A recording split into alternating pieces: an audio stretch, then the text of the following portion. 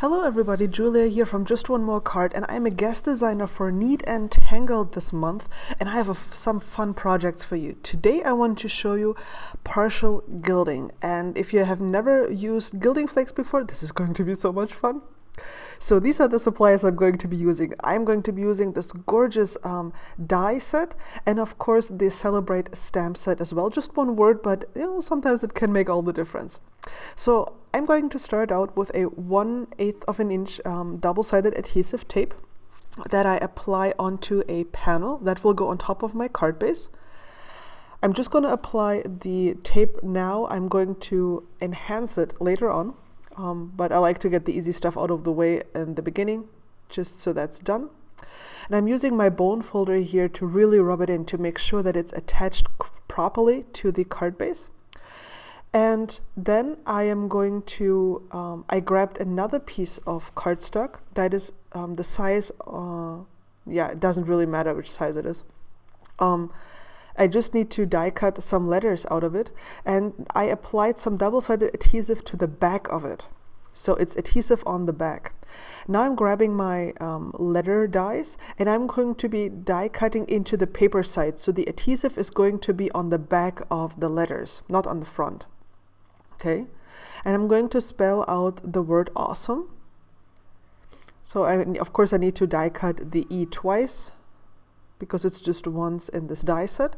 So here are my letters. I'm just fixing them to the working surface because I have to use some glue on them. I'm using flitter glue, which is actually meant for gilding flakes. And I'm applying some of it to this little foam here, and then I'm dabbing this onto my letters. Now I'm not trying to be exact here. I don't want there to be a sharp line where the glue ends. So it's going to be a little bit messy, but that's exactly the look that I'm going for. I'm just very carefully dabbing the glue on here, making sure that I really cover this properly, and then I'm transferring this to a just a white piece of paper, and then I'm grabbing my gilding flakes. Now the gilding flakes are very light, so you might not want to do deep breathing while you're applying this because they're going to fly all over the place. And what I'm doing is I'm grabbing the flakes out of the tin and I'm putting them onto the glue that I applied on my letters here. And the flakes are going to stick to the glue. So don't worry if it looks messy. It always looks messy in the beginning. And you can always funnel back the excess into the jar. So don't worry if there's more here than you will need.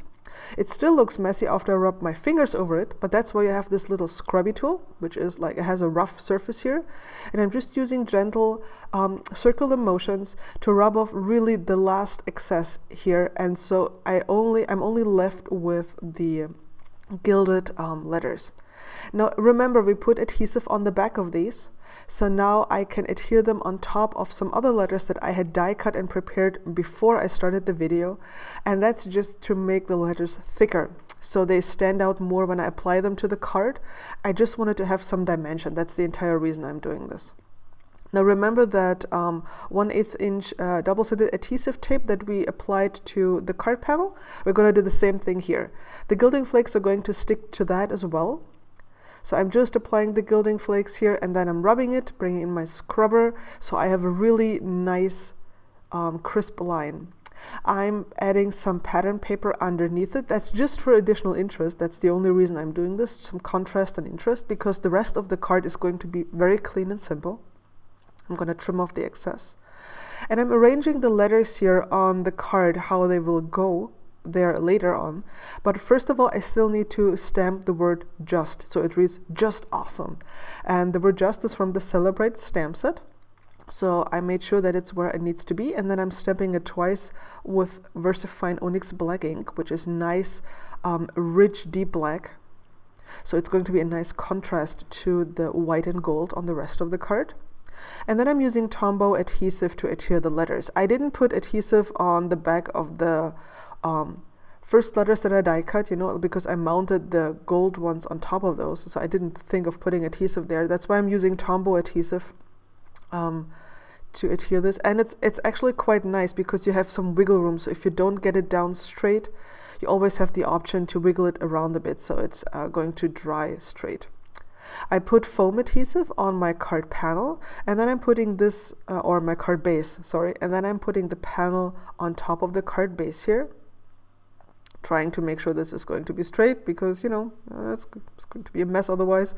And then I'm using my glossy accents to apply some of the 3mm sparkling clear sequins by Pretty Pink Posh. And here's a close-up of those gilded letters. And I wanted it to look like as if somebody had dipped those letters into gold paint. And I think it worked out rather well. And what I really like is the nice texture that you get with the gilding flakes. It's not completely even, and I feel that it adds so much more interest and yeah, just adds so much more to the card. So here's the entire card. It reads just awesome, which I think the Neat and Tangled supplies are, because I had my eyes on this die set for forever. I hope you got inspired. I will be back with more cards for Neat and Tangled in the following weeks. And if you want to learn other ways of adding glitz and shimmer to your card, check out these videos. If you like, please subscribe to my channel. As I said, I'll have more videos for you, and I'll catch you again soon. Bye bye.